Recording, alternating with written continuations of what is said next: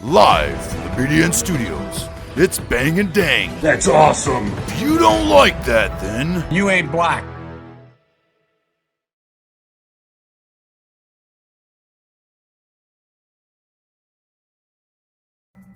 Outlaws and Gunslingers back here with another episode. We just finished up the riots in LA of 1992.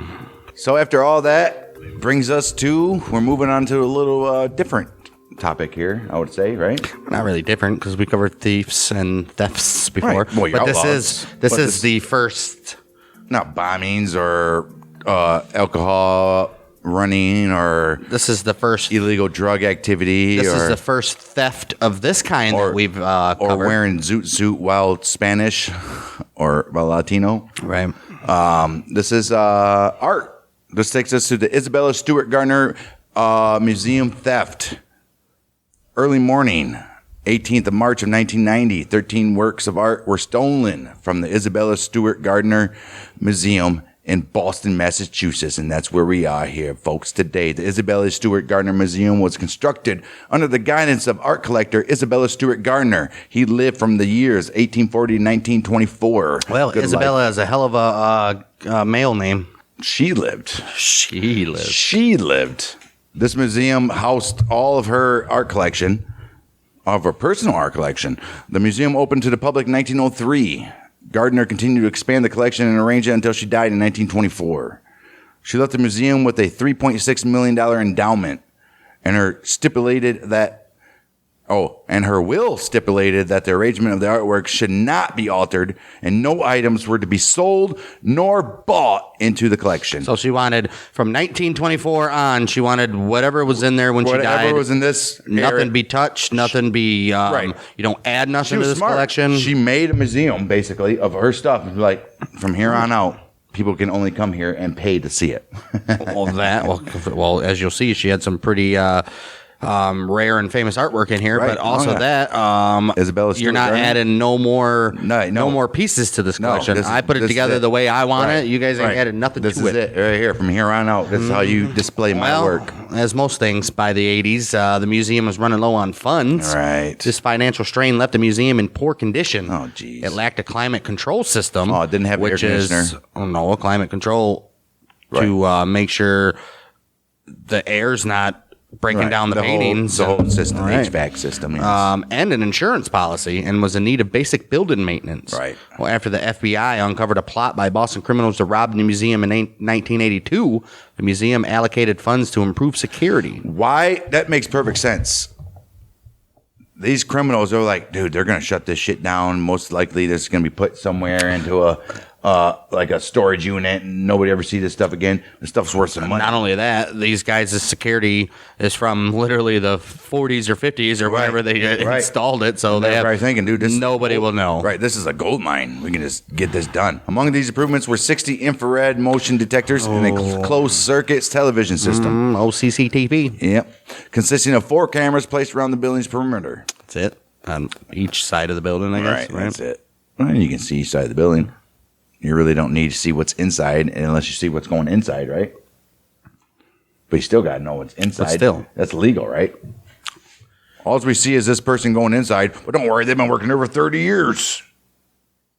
Yeah, but how did all the art stuff get out and we didn't know about? And the cameras just shut off out of nowhere. I don't know. Still, even if you had 4 cameras placed on each 4 corners of the building outside, you're not catching the middle of the building. Or the roof. Or right. There were no cameras installed within the building, as the Board of Trustees thought installing such equipment in the historical building would be too expensive. Jeez. Hey, it'd be too expensive, but we have multi-million-dollar paintings in here and shit. I mean, hey. Oh, just curious, how much is all this insured for? Oh, dude, it's like $20 million. Probably more than that, right? Nothing at this point.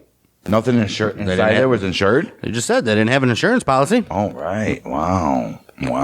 There were no cameras installed within, as we just said. As the Board of Trustees thought, as we just said, such equipment would be too expensive. More And security. it was a historical building too, so maybe you had to have you probably had to Clearances and jump all through a that. shit ton of hoops, so you're not making sure that you're not drilling through walls, Right. or you're not damaging structural historical stuff in it. Well, you know what they said? Okay, guess what? we don't need all this camera and stuff, but we will hire more security guards. guess. So they did that. Despite the security improvements, the only way police could be summoned to the museum was with a button at the security desk. I mean, they could have ran him a couple extra lines. Somewhere, right? Other museums at the time had failed safe systems, which required night watchmen to make hourly phone calls to the police to indicate all was well. I mean, that would be the way to do it. I wonder why. I'd say half hourly. So this lady basically got screwed. Well, she's not even alive, right? Right, but I'm saying they screwed this lady. She must not have been very well liked because they're like, man, this don't mean shit. Or the art museum was number 136 on the priorities of Boston. We said how much was it? 3.8 million. She left 3.6 endowment, but that's not going to go very far. In 1924, She left. Right, but this is in the 80s. So that means it has to be worth more than 3.6 million. She left an endowment, just money. That's how much money she left them to maintain it. Right. All that shit was gone by the 80s. Yeah, plus the worthness of everything there. Yeah, but they're not going to sell the paintings. It's in her will. They can't. Right. So it's not like they could sell a painting to fund something. Right. Like So you're saying, all her money probably ran out by the damn 60s. Yeah, and people ain't really coming to see that. Right. They can't keep up the building. They can't. In the 80s, who the hell's going to art museums? 3.8 million. That probably only lasted to the 80s. That's maybe not even then. No, clearly. Well, yeah, an independent security an independent security consultant reviewed the museum's operations in 1988 and determined they were on par with most other museums, but recommended improvements. Really? The security director at the Museum of Fine Arts in Boston also suggested security upgrades to the museum. Right. But that's what I'm saying. How are they going to pay for it if they're not getting the traffic? Clearly, they weren't getting the traffic. Because of the museum's financial strain and Isabella Stewart Gardner's wishes against any major renovations. Oh, no. She said you can't even touch You this can't even building. rebuild or She goes, remodel the rooms She's or like, nothing. like my art, I want this building to be. I mean, I get it. Whatever. I get it. The Board of Trustees did not approve Artists these. are weird. Because of that, the Board of Trustees did not approve these security enhancements. She's not an artist. Who? Isabella. She's just a collector. Right, She yeah, didn't she's an paint artist, these. but she's an no, artist. she didn't paint anything. I know, but she's an artist. No. She's not an artist. If you fall in love with a certain type of art, and Doesn't then mean she you're an wants- artist. but then she wants this whole building. Yeah, she has a mind of an artist. That's what I'm trying to say. No. she's not an She artist. was a rich snobby bitch Right.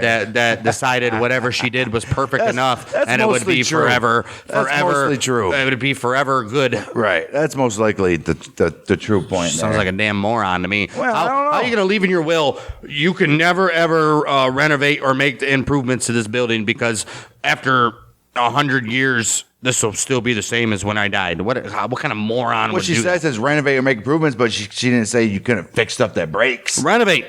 No, that's renovate means you fixing stuff that don't need to be fixed. If something breaks, you fix it. That's all she's saying.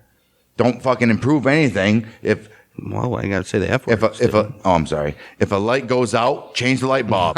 If a water line breaks, Imagine if she said that. If a water line breaks, Imagine if she change the said water that line. in her will. She was like, anything that happens, you just leave it as is. Right. But if a water line breaks or a light bulb Of blows course. or a window gets broke or anything like that, yeah, fix it. But don't touch nothing else. I get it. Bud. I totally get I it. think you're looking a little too hard into it, but No, I think that's exactly what she was thinking. no.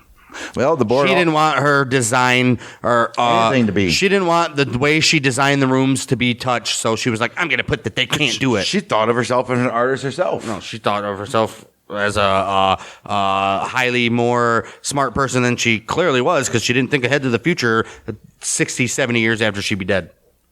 Well, the board also denied a request from the security director for higher guard salaries in a bid to attract more qualified applicants for the job. Oh, jeez. Whoever's on this board is a bunch of morons. The current guards were paid slightly above minimum wage. I mean, really though, they probably weren't getting no traffic there. You're not going to pay a guard $50 an hour to walk this grounds and not see a soul for days. They're protecting literally $100 million paintings. Very true. It's very true. I get it. I can see their point. There's both arguments. I bet you it got. That's both arguments. I bet you it got pretty good traffic, as much as an art museum could, right? I don't know if I got that much. Well, the security flaws of the museum were an open secret among the guards. They all knew. And like this place. Who are they blabbing about it Right. to in the local bar? And especially a guard, right? Right. Who knows who these people are? Well, The robbery, of course, you know, is going to occur, and it occurs at the early hours of Sunday, March 18th of 1990. The thieves were first witnessed around 12:30 a.m. by several St. Patrick's Day revelers. Oh, they did that same type.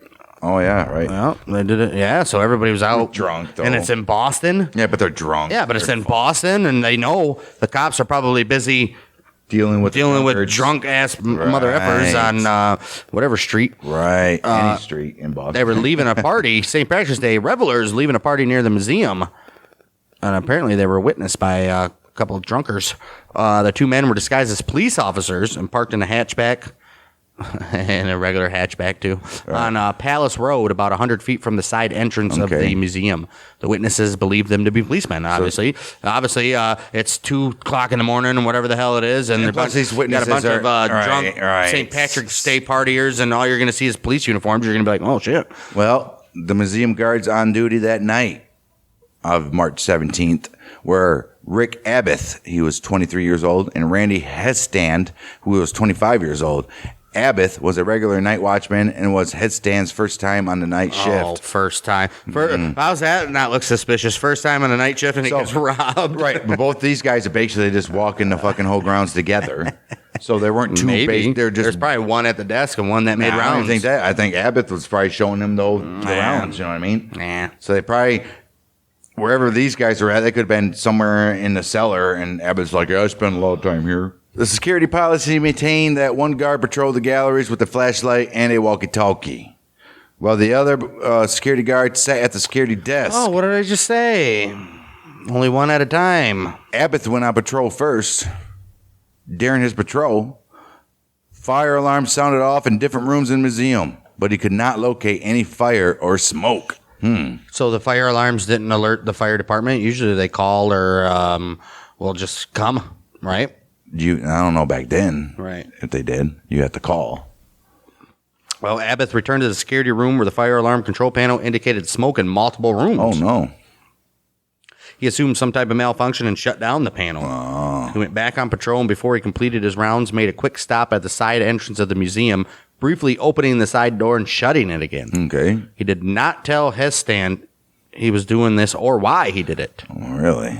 Abbott completed his tour and returned to the security desk around 1 a.m., at which point Hestand began his rounds. So Abbott is probably just thinking, okay, this is, I've been here for months or years, however long, and this is weird. Wait, that's kind of suspicious, though. I wonder if that's going to be. I just think I wonder if that's going to be. I don't know. I think it was just. But I wonder if that's going to be introduced into the investigation later. Like, why'd you open the door and you didn't tell Hesbath about it? The way I'm thinking of right now is this Abbott guy. He's just been doing this for months and months and months. Just what, right? He'd open the door and just be like, all right. And he was like, "Oh, that's weird that these smoke alarms going off, but there's no smoke anywhere. It's just a fuck. This building's old, right."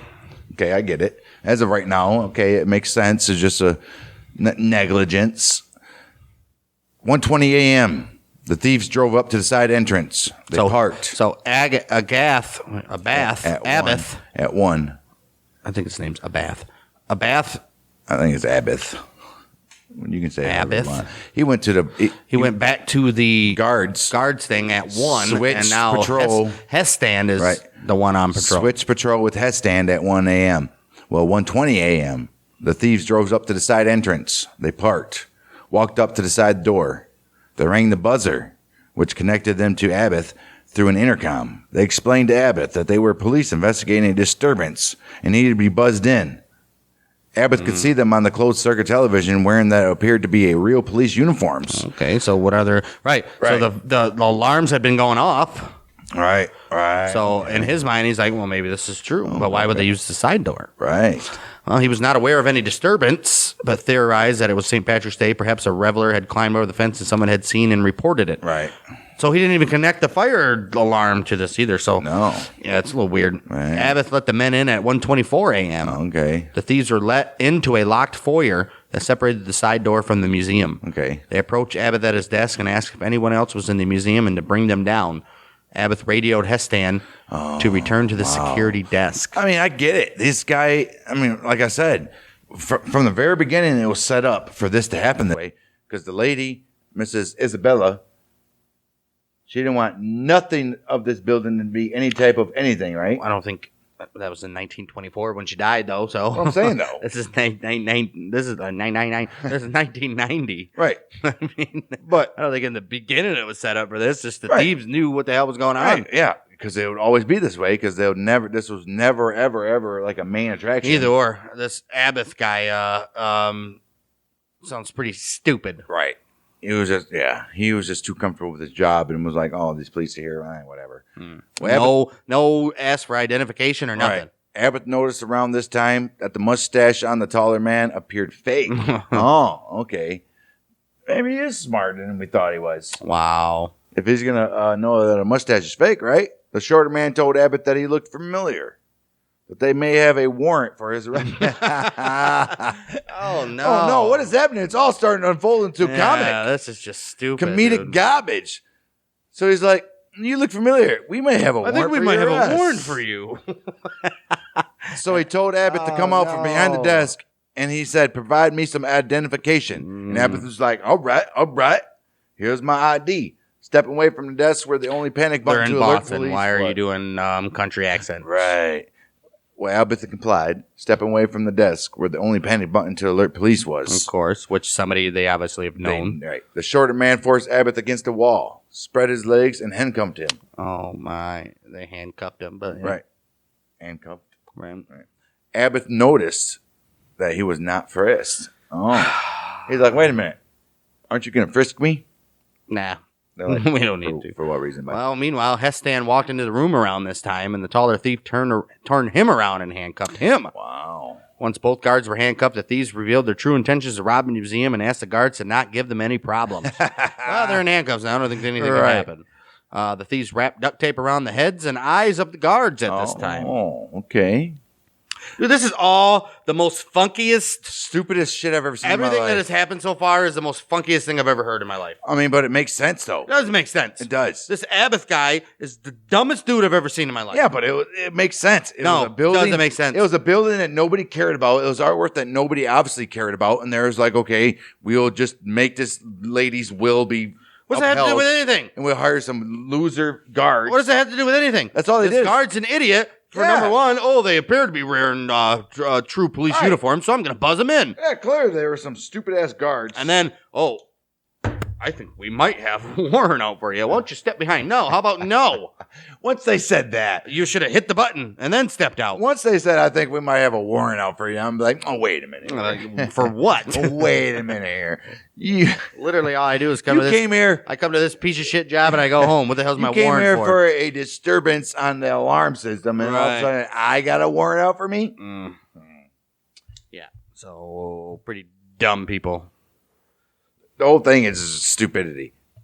Without asking for directions. Without asking directions, that Right. could be important. Without asking directions, they led the guards into the basement So they knew where the basement was. How? where they were handcuffed to the steam pipe and a workbench. The thieves examined the wallets of the guards and explained that they knew where they lived. Like, I got your IDs. I know where you live. Mhm. Do not tell authorities anything. And guess what? In about a year's time from now, you'll have something fat sitting in your mailbox. Oh, so I would have complied. Right. Like, all right. It took the thieves less than 15 minutes to subdue the guards. It was now about 1:35 a.m. when they decided to let's And time. now they're It's making their time to way. steal. hmm The thieves' movements through the museum were recorded in infrared motion detectors. Oh, nice. Steps in the first room they entered, the Dutch room on the second floor, were not recorded until 1:48 a.m. Okay.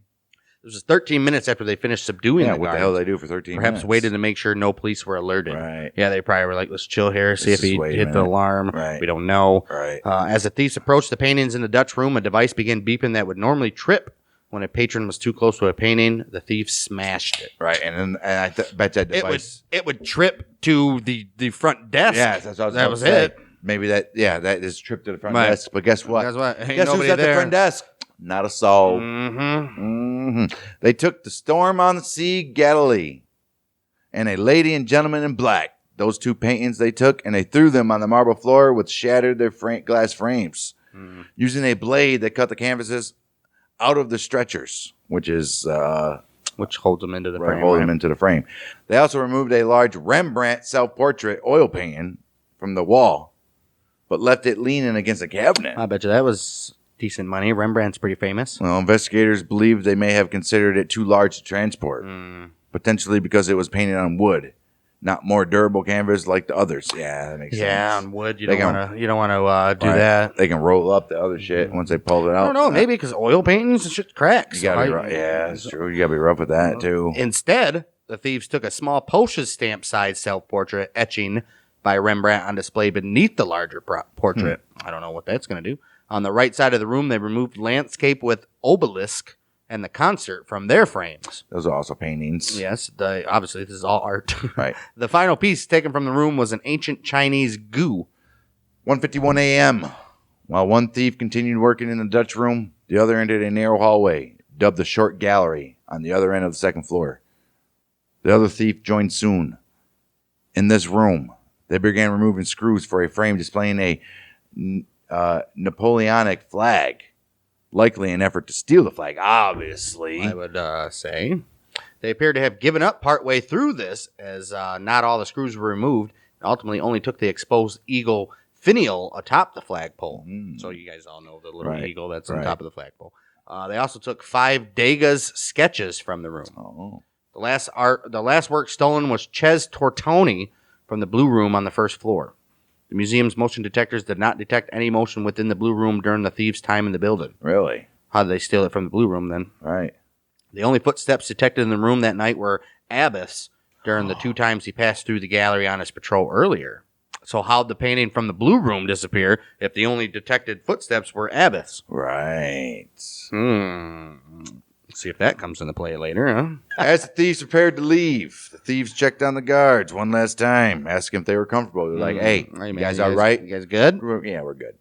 Then they moved to the security director's office where they took the video cassettes that recorded their entrance on the closed circuit cameras and the data printouts from the motion detecting equipment. Okay. Obviously. The movement data was still captured on a hard drive, obviously, which remained untouched.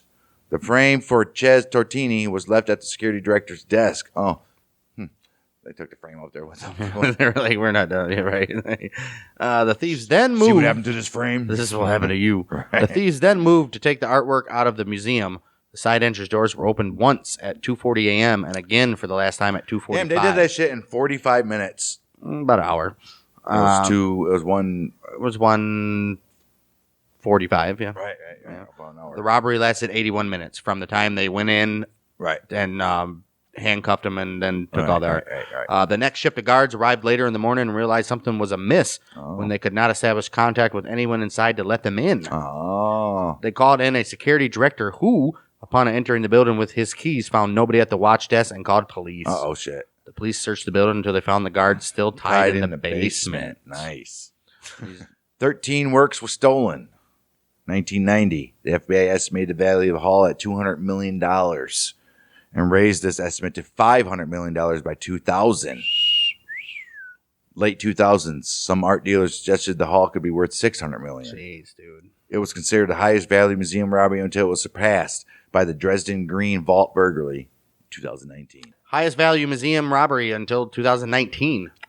Wow. So the most valuable works that were taken from the most valuable works were taken from the Dutch room. Right, which had no infrared crossings. No, the Dutch room they had stuff from them.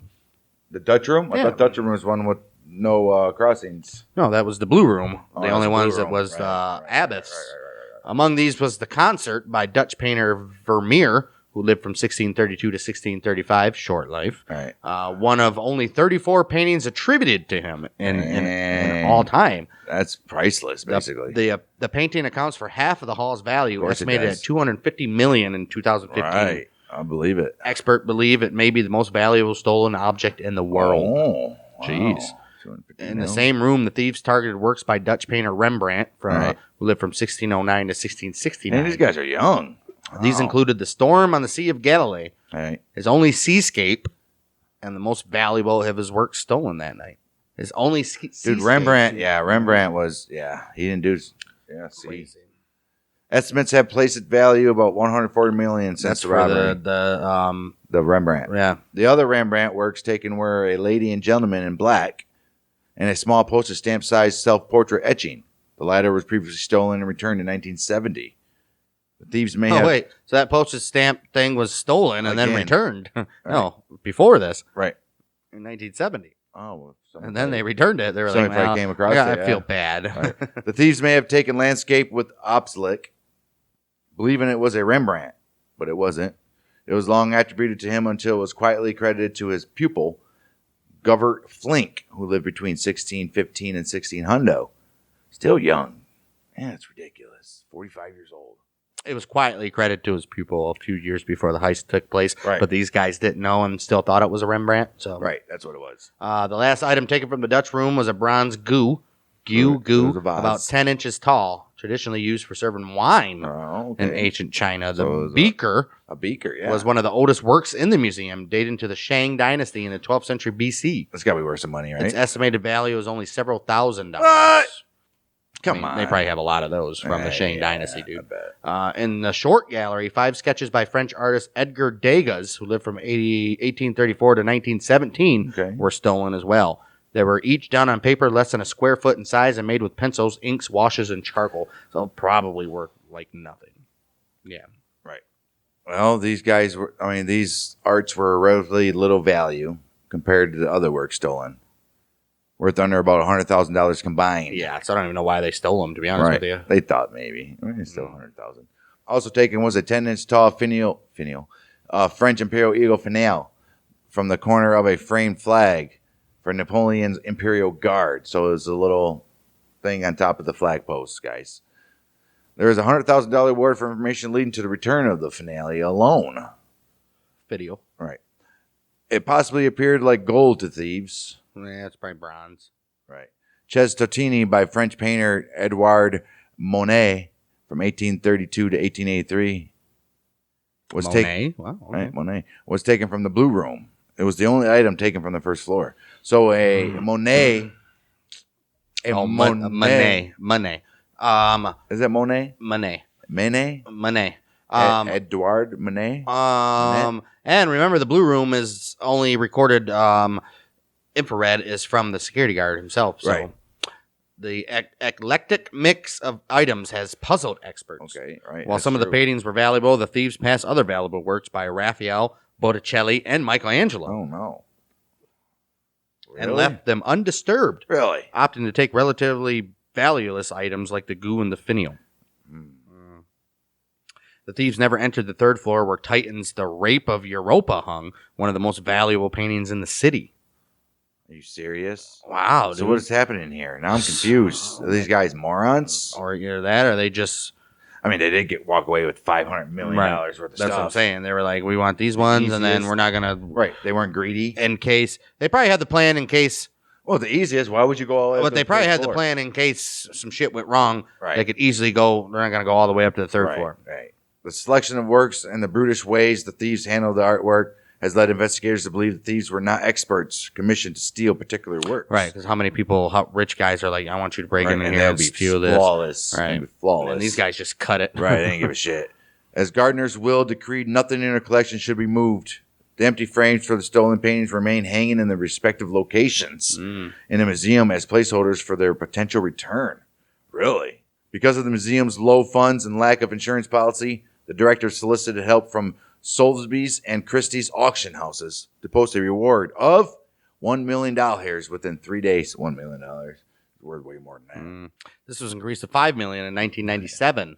In 2017, it was doubled to $10 million with an expiration date set for the end of the year. Wow. This reward was extended following an outpouring of tips from the public. Ah, It is the largest bounty ever offered by a private institution. really? The reward is for information that leads directly to the recover of all of their items in good condition. All right. Federal prosecutors, that's where they get you to. They Right. could find them and it's all mutilated, Well, but they're fine. like, well, guess what? It's not in good Ain't condition. getting nothing, Federal but thank you. prosecutors have stated that anyone who willingly returns the items will not be prosecuted. You really are. If it's stated, then you can't. Right. The statute of limitations expired in 95 as well, so the thieves and anyone who participated in the theft cannot be prosecuted anyways. So It's true. Wow. That's very true. Okay, and we look at some police sketches. They look like police officers. Right, I would say. The They said the mustaches. taller man, which I'm guessing him. With the glasses and stuff. They said it had the fake mustache. That looks fake. It does. The Federal Bureau of Investigation. They even drew it fake. Right. The FBI took immediate control. No, this is where it all goes to hell. Yep, they took immediate control of the case on the grounds that the artwork could likely cross state lines. Probably will. So the FBI is like, hey, we're going to take this. Investigators have called the case unique for its lack of strong physical evidence. Mm-hmm. The thieves did not leave behind footprints or hair or fingerprints, and it is inconclusive if the fingerprints left at the scene, like I said, were the thieves or museum employees. I don't know how that's inclusive, but Maybe they don't have them fingerprints of the employees. I don't know why you wouldn't. Right, all you have to do is get them. Right. It's so stupid. Right, like how is that inclusive? It's the FBI, of course. I guess- now it all just I guess partials or something. You really can't. Well, but now it seems like once this case got to FBI, they're like, "Durr, durr. What are we even investigating this for?" The FBI has done some DNA analysis in the years following as advancements in the field grew. Some of the evidence has been lost among their. Holy shit! my If that doesn't goodness. sum up the FBI. I don't know what sums up the FBI. It was an easy open and shut case, as Lee Corey would say. Until the FBI was like, well, they might have took that across them state lines there, so we're going to take over. Jeez. But guess what? Some of this evidence. Wow. Well, I don't know what happened to it. Oh, my goodness. Oh, That's my. some stupidity. Jeez. The guards and witnesses in the street described one thief as about 5'9" to 5'10" in his late 30s with a medium build, and the other one as 6 foot to 6'1" in his early 30s with a heavier build. Could be anybody in the world. As far as suspects, we're about to run down a list of who they considered them. Obviously, the first one, security guard Rick Abbott, was investigated early because of his suspicious behavior on the night of the theft. Yeah, I think he had something to do with that When one. on patrol, he briefly opened and shut a side door, a move which some believe could have been a signal to the thieves parked outside. That could have been. Abbott told authorities that he did this routinely to ensure the door was locked. One of Abbott's colleagues told journalists that if he had opened the door routinely as he maintained, supervisors would have seen it on computer printouts and put a stop to it. So now we got other security guards that work there saying he's never done this before. Yeah, but the only one who was there was the other guy and him, the new guy. But the door sends off a signal when it's open. Yeah, just the other guy that's there. No, There's on the only two printout. Yeah, but there's. On the printout. And it didn't show. No, it said it would have seen it on computer printouts and put a stop to it. Right. So he's clearly never done it before. Right. Oh, I'm thinking you're right about the guy. More suspicion has been drawn from the museum's motion detectors, which did not detect any movement in the blue room, Which we said. which housed one of the most expensive pieces, the Ches Tortoni. During the 81 minutes thieves were in the museum. So they never even stepped foot in there. Never. The only footsteps in that room were Abbott's, Twice. supposedly during his security patrol. Twice. A security consultant reviewed the motion detector equipment several weeks after the theft and determined that they were operating correctly. Okay. Abbott maintains his innocence, and the FBI agent overseeing the case in its early years determined the guards were too incompetent and foolish to have put, like we were saying. I was saying. Right. I mean, and now Like we were saying. and now it runs back to Right. these guys are idiots. But still- maybe Abbott acted like the perfect idiot. But he is an idiot, and it was just like, no, got caught up with a couple maybe bad he people. acted like the perfect idiot and was in on it with it. or was an idiot and ran his mouth at a bar one night to some motherfuckers that got some pull. And they were like, "Listen here, you're gonna." I guess. Right. In 2015, the FBI released a security video from the museum on the night before the theft, showing Abbott buzzing in an unidentified man in the museum to converse at the security desk. What? Abbott told investigators he could not recall the incident or recognize the man, and so the FBI requested the public's assistance. How can you not recall that incident? This was in 2015. Yeah, but how many times did you ever? Oh, no, they probably had the video then, but they just released it in 2015? Right. Yeah, I'm saying how many times you buzz in somebody in that building? You know, buzzing nobody. Several former museum guards came forward and said the stranger was Abbott's boss, the museum's deputy security chief. Okay, so we're good. So we're good on that, right? Well, apparently nothing came of a bath. Whitey Bulger, which we will get to this guy here in about whenever, who knows? It'll be within the next 2 years. Was one of the most powerful crime bosses in Boston in this era. heading the Winter Hill Gang. Mm-hmm. He claimed he did not organize the heist, and in fact sent his agents out in an attempt to determine who did, because the robbery was committed on his turf, and he wanted to be paid. Right. He wanted his money. He wanted some Right. cutback from it. This dude's like, oh, well, hell Even no. or, though. The two most famous paintings in the world, Right. pretty much, one of the two most famous paintings in the world, where are you going to sell them? Right. Except to a like a private Right. underground like So- rich collector or something like That's that. why you know? maybe the government is involved here. I don't know. About that. FBI agent Thomas McShane investigated Bulger for his involvement. He determined that Bulger's strong ties with the Boston police could explain how the thieves acquired legitimate police uniforms. I mean, when you're that type of Or- guy. Perhaps that real police were arranged to do the heist. That could be too. Right. Bulger also had relations with the Irish Republican Army, the IRA. McShane identified the bogus trip into the fire alarm ahead of the heist, a calling card of the IRA and the rival Ulster Volunteer Force. So yeah, right. Well, nobody's talking about that too. We forgot about that. All right. They tripped the alarms firearm. purposely. Right, just to- So Oh, so if anything else were to come out from there, they did it purposely to Right. for them to show up and be like, "Hey, we had a call of a disturbance or whatever." Right. So right. Both organizations had agents in Boston at this very time, and both had demonstrated capability in the past of pulling off art heists. McShane's investigation of Bulger and the IRA did not produce any evidence to tie them to the theft. According to Charlie Hill, a retired art and antiques investigator for Scotland Yard, he said Bulger gave the Gardner works to the IRA and they are most likely in Ireland. Well, I don't know about him. Right. In 1994, museum director Anne Howley received an anonymous letter Hey. from someone who claimed to be attempting to negotiate a return of the artwork. The writer explained that they were a third-party negotiator, did not know the identity of the thieves. They explained that the artwork was stolen to reduce a prison sentence, but as the opportunity had passed, there was no longer a motive to keep the artwork, and they wanted to negotiate a return. What? Well, this sounds like somebody trying to get some money. That don't even make no sense. The writer explained that the artwork was being held in a non-common law country under climate-controlled conditions. They wanted immunity for themselves and all others involved.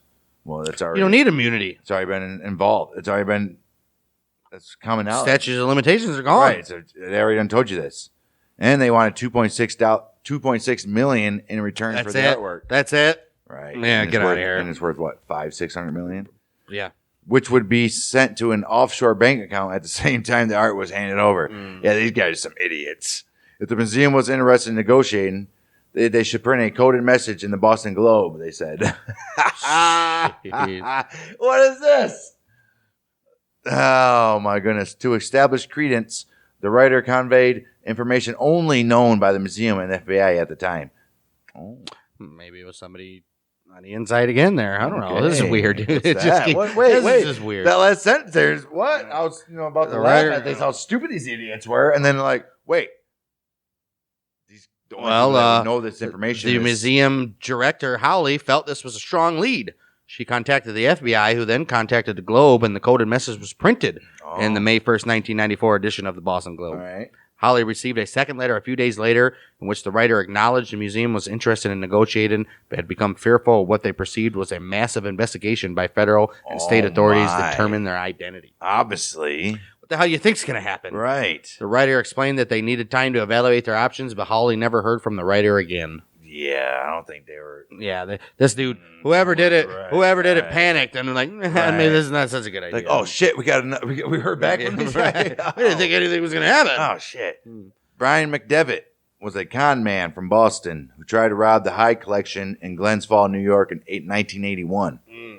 He dressed up as a FedEx driver, carried handcuffs and duct tape, and planned to steal a Rembrandt. He was also... I don't understand Right. about people who rob artwork. You're not going to sell them in an open market. No, you're not going to sell them at an auction. somebody's obviously. I'm saying that they're either either a private collector with millions upon millions of dollars has hired them to do it, exactly or what they it is. know Yeah. that they could sell it to somebody like that. yeah. Right. Yeah. 'Cause you're not selling it in anywhere. Right. It's stupid. Stupidity. He was also a known flag aficionado and fit the description of the larger robber, except for his thinning red hair. Yeah, that's got to be a Right. a red flag. It's It's got to be a flag red for hair. Red hair.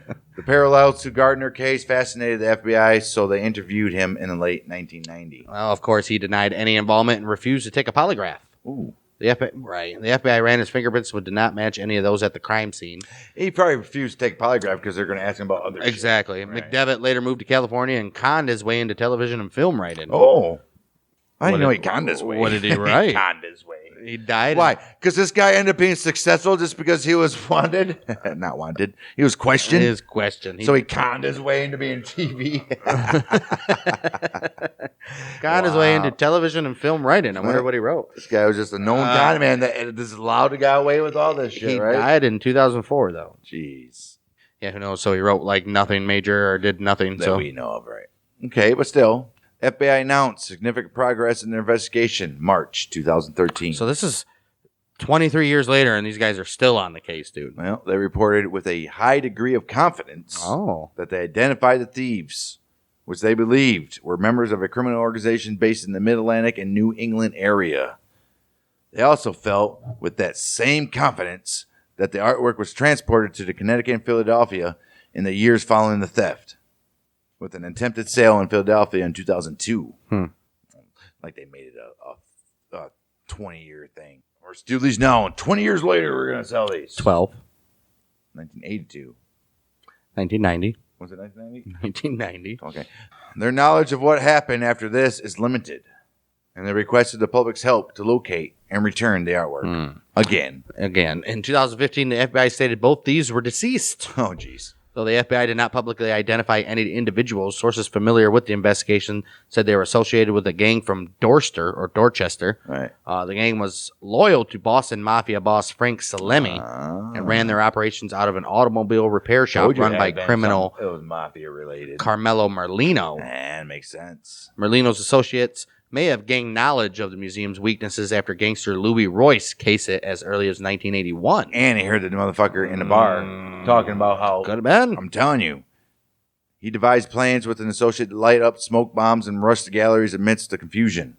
1982, when undercover FBI agents were investigating Royce and his associates for an unrelated art theft. Dang. So they're already investigated for an art theft. Yeah, this is the one that the FBI uncovered right. when early in the episode that we mentioned, right? Remember? While they're investigating another art theft, they learned of their interest in robbing the Gardner Museum and warned the museum of the gang's plan. This is what 1982. This is what caused the museum to add the infrareds and the cameras on the outside. Okay. Right. Royce was in prison at the time of the robbery, though. Right. Royce shared his plan with others and believed associate Stephen Rossetti may have ordered the robbery or shared with someone that would else. Oh, my goodness. I mean, come on. Among these associated with the Merlino gang were Robert Gorente and Manchester, Connecticut gangster Robert Gentile. I always thought this had organized crime mafia written all over I it. don't know, not if you're going to cut it up like that. The way they did, That's just how cut them stupid right they out were. of the thing. Dumb. Well, Gorente died from cancer in 2004, but his widow, Elaine, told the FBI in 2010 that her husband had previously owned some of the paintings. Oh. She claimed that when her husband got sick with cancer in the early 2000s, he gave the paintings to Gentile for safekeeping. Gentile denied the accusations, claiming he was never given them and knew nothing of their whereabouts. Of course he would say that. Federal authorities indicted Gentile on drug charges in 2012.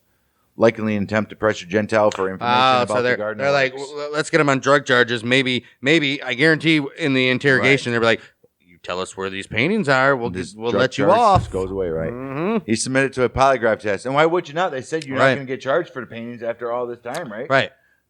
I would. Right. I would easily do it. He submitted to a polygraph test, which indicated he was lying when he denied any knowledge of the theft or location of the artwork. Oh. Gentile maintained he was telling the truth and demanded a retest. Yeah, well, guess what? He got that retest. Oh, he got that And retest. during the retest, he said that Elaine had once showed him the missing Rembrandt self-portrait, to which the polygraph machine indicated he was telling the truth. Okay, so maybe he didn't know. Gentile's lawyer felt the veracity of Gentile's claims were being affected by the large presence of federal agents. He requested a smaller meeting in hopes that it would get him to speak honestly. Right. In the more intimate meeting, Gentile maintained that he did not have any information. I don't think he did.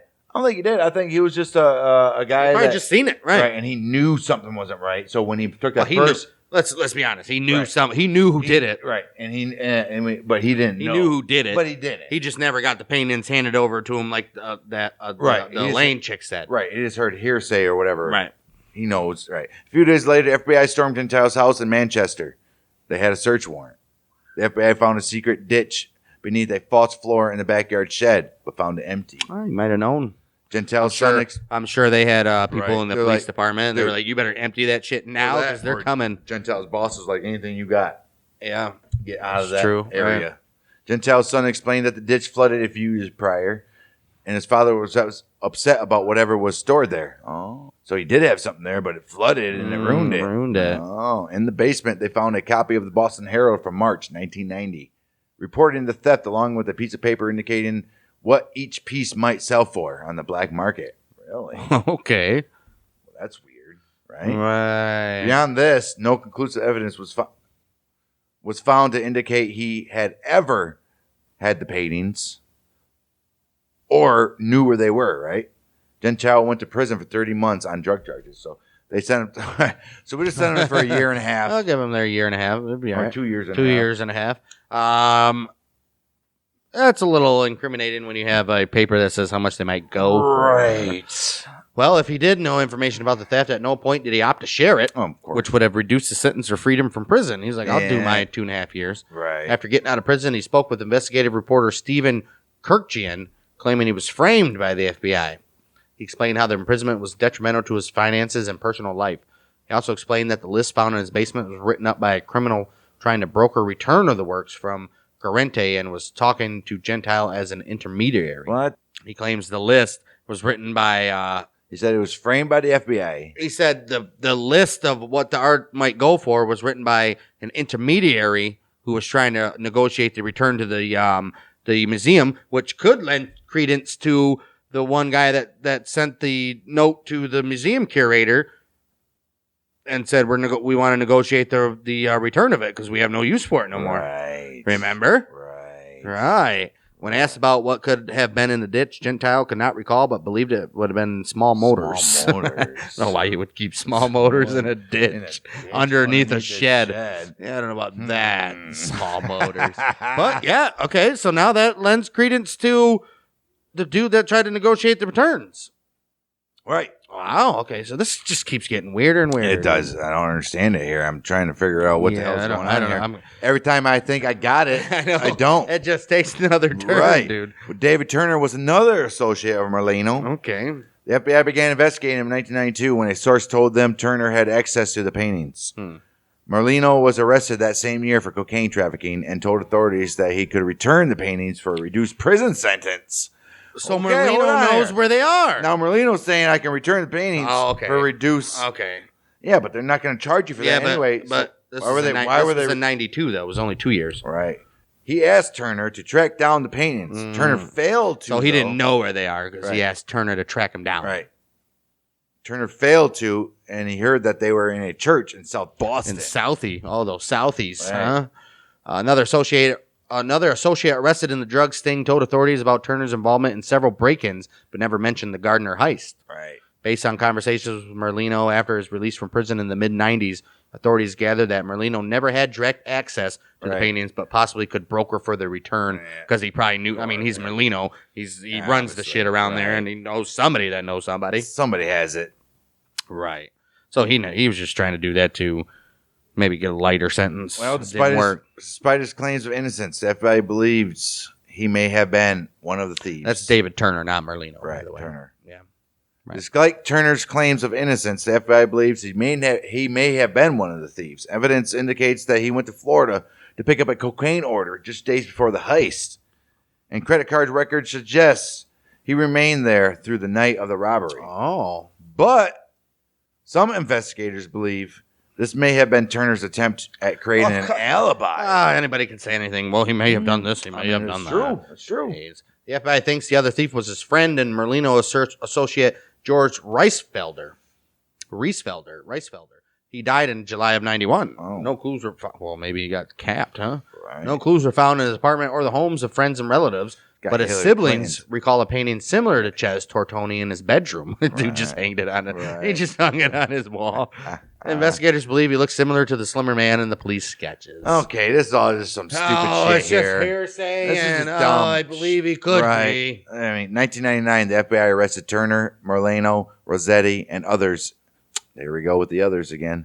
In a sting operation the day they planned to rob the Loomis Fargo vault. Okay.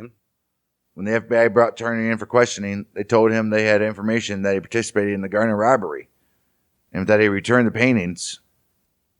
Guess what, bud?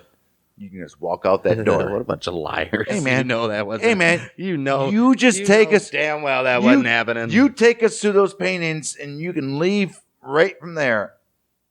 Well, guess what? Turner told authorities he did not know who stole the paintings, nor where they could be hidden. Right, he ain't stupid. He's like, dude, I wish I could. If I did know where they're at, I'll gladly tell you because I'd love to go home right now. I don't think he would. I had some jambalaya. Jambalaya, how do you say it? Jambalaya? Jambalaya on the old stove. Why? He's not from New Orleans. Maybe he likes jambalaya. Crab? Right, whatever. I'm They're in Massachusetts. right. He's like, I just need to go home. If I knew where it was at, I'll tell you. In his 2001 trial, he claimed entrapment. Oh. That the FBI let the Loomis Fargo plot proceed so they could pressure him for information about the Gardner paintings. I think that's true.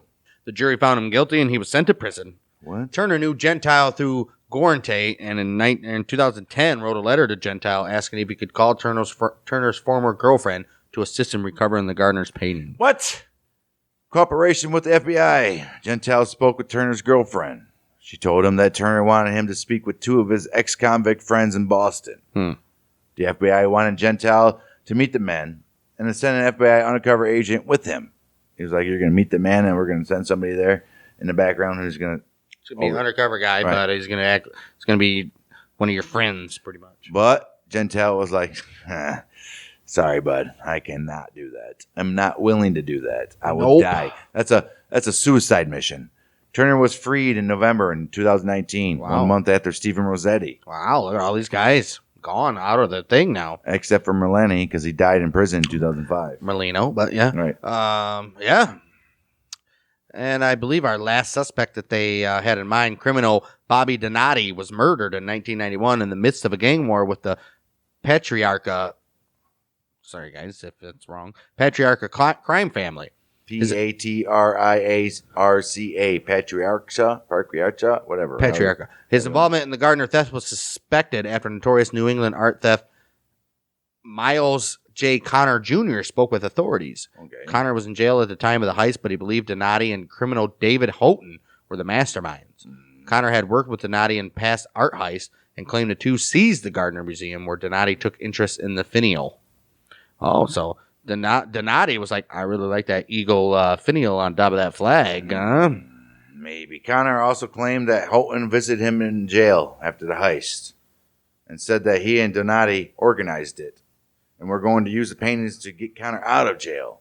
Okay, this is which new information here. No, which leads to credence of the one letter that the chick was sent that said we were going to use them for bait to get him out of jail, remember? Well, if get somebody out of jail. Well, if this is true, they likely borrowed the idea from Connor as he returned art to reduce sentences in the past.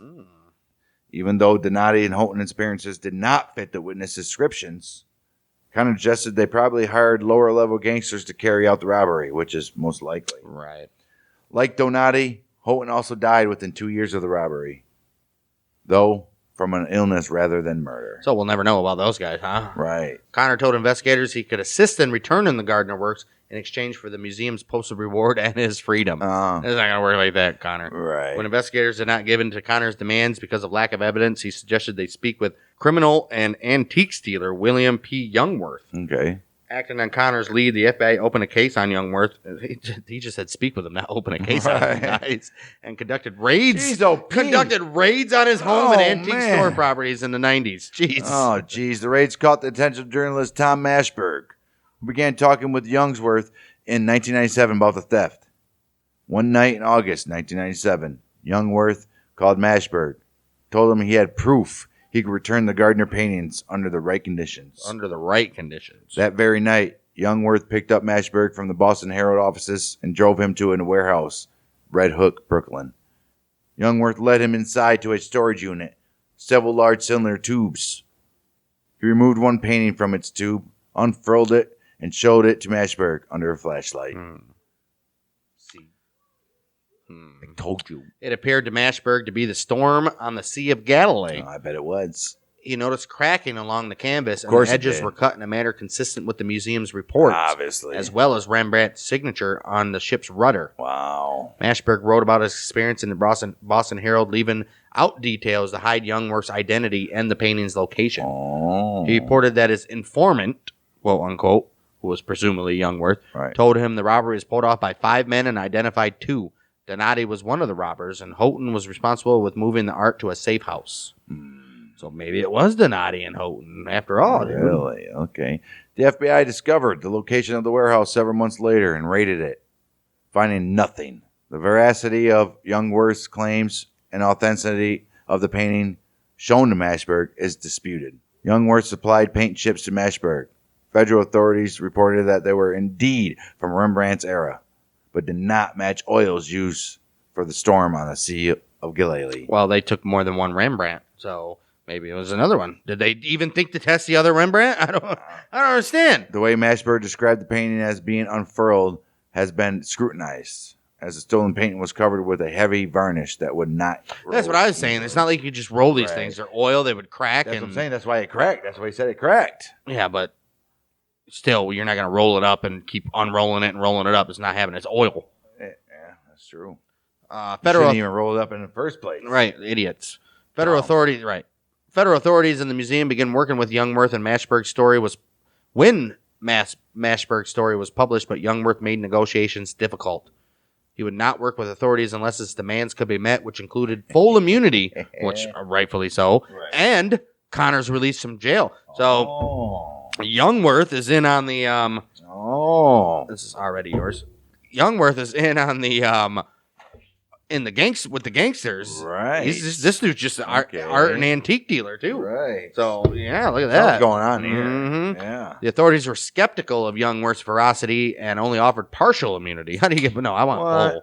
The Right. United States attorney overseeing the case eventually ceased talks with Youngworth unless he could provide more reliable evidence that he had access to the Gardner works. Youngworth again provided a vial of paint chips, purportedly from the storm of the Sea of Galilee, and 25 color photographs of painting and a lady and gentleman in black. Oh. So 25 color photographs that Right. these guys supposedly took of them, huh? Right. A joint statement from the museum and federal investigators announced that the chips were not from the stolen Rembrandts, though they did test as being from 17th century paintings and could potentially be the concert. So that was one of the Either paintings way. stole from the damn Right. thing. Either way. Wow. And how do they know? Wait a minute, though. How do they know if they were from the Storm of Galilee? Anyways, like they have the samples of them on file or something. They got other paintings. That was from the only Rembrandt. seascape from Rembrandt ever painted. Right. So I guess you would They know know what it what was kind of made paint out of and or what what paint kind of was used. yeah. Yeah. In 2014, investigative reporter Stephen Kirkjian wrote to gangster Vincent Ferrara, Donati's superior during the gang war, inquiring if he had information about the Gardner theft. Oh, okay. He received a call back from an associate Ferrara who explained the FBI was wrong in suspecting the Merlino gang's involvement and claimed that Donati organized the robbery all by himself. Really? The caller explained that Donati visited Ferrara in jail about 3 months before the theft, and the latter was charged for murder. After the latter was charged for murder. So Ferrara's in jail for murder right now. And told Ferrara that he was going to do something to get him out of jail. So wait, at first it was to get Connor out of jail. Now it's to get Ferrara out of jail? Right. 3 months later. Why does this just keep... Dude, this is like a road in like Switzerland Right. or something. It just Obviously, it keeps bending around the damn bends and nobody knows what's going on. Which clearly it was a mafia. These guys are just running these guys around right now. Clearly it was a mafia job. 3 months later, Ferrara heard news about the Gardner theft, after which Donati visited him again and confirmed to Ferrara that he was involved in robbery. They don't record the phone calls. He Or claimed like to the, have visitation Right. phones. He claimed to have buried the artwork and would start a negotiation for release once the investigation cooled down. Negotiations never occurred because Donati was murdered. Maybe, right? Kirkjian believes Donati was motivated to free Ferreira from prison because Ferreira could protect him in the gang war. Okay. Well, meanwhile, a friend of Garante also corroborated that Donati organized the robbery and that Donati gave paintings to Garante when he became concerned for his own safety. Oh, jeez. Donati was close friends with Garante. The two were seen at Social Club in Revere shortly before the robbery with a bag of police uniforms. I'm so confused about all of this. You're right. I don't even know what's going on anymore. There's so many. And why they got a bag of police uniforms? Oh, jeez. Because they were the guys that were dressed. I don't know. What is? I don't. These past 5 paragraphs are the most stupidest shit I've ever heard in my whole entire life. It sounds like at some points it sounds like the Merlino gang is giving the runaround to the cops. It sounds like to me the cops, the mob, and all that were involved, and they cannot get a straight story from nobody. But That's all it is. also. It's not a straight story from anybody. Also, it lines up. Runaround. Some of this also lines up with the letter that the museum curator was sent. Like we were trying to get this guy out of jail, but that time has passed, so now we're negotiating the release of these to you. Blah blah blah blah. So this all we've seen that twice now that they were going to negotiate a release for somebody that was in prison. Right. So I don't know, dude. Right. This is, no wonder why this is. Right. If stupid people like us can't even solve it, nothing still makes FBI sense. has not solved I have it. a theory what's going on here. So does everybody else. Jeez. Clearly, what happened is, oh man. To this day, none of the stolen artwork has been recovered. The museum, stupid FBI, and the United States Attorney's Office are still seeking viable leads that could result in a safe return of the art. The museum is offering a $10 million. Oh, that's it now, huh? $10 million reward for information leading directly to the return of the stolen artwork.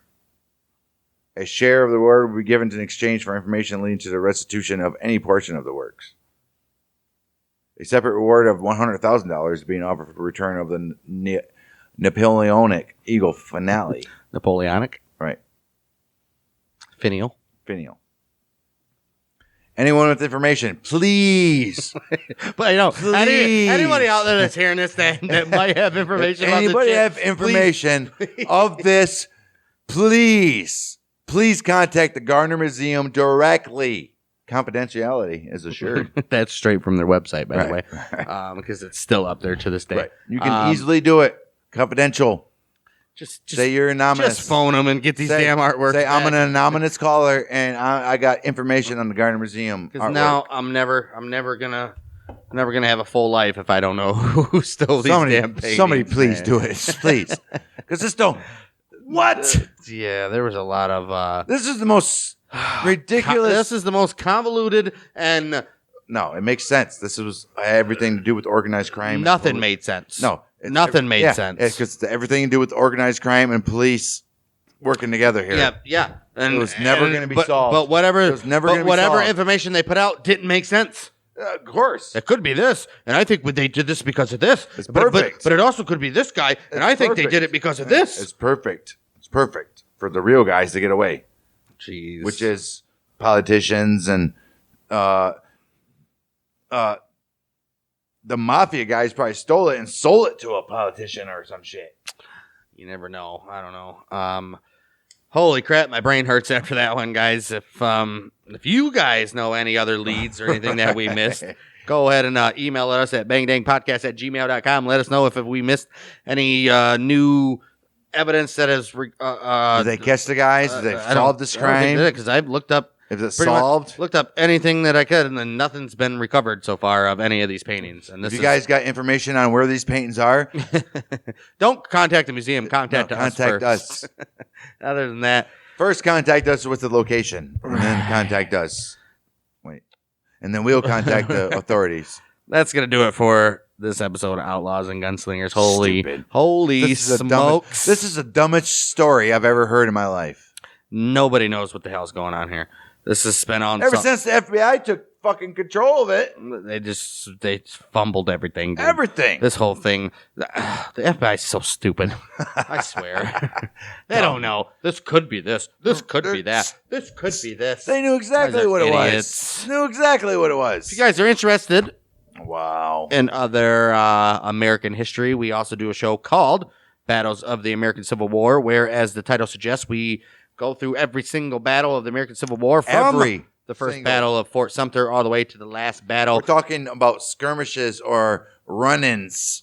Yeah, it doesn't matter if they were a major battle or not. If it happened and they, if there was gunfire exchange, doesn't matter if it was one shot accidentally.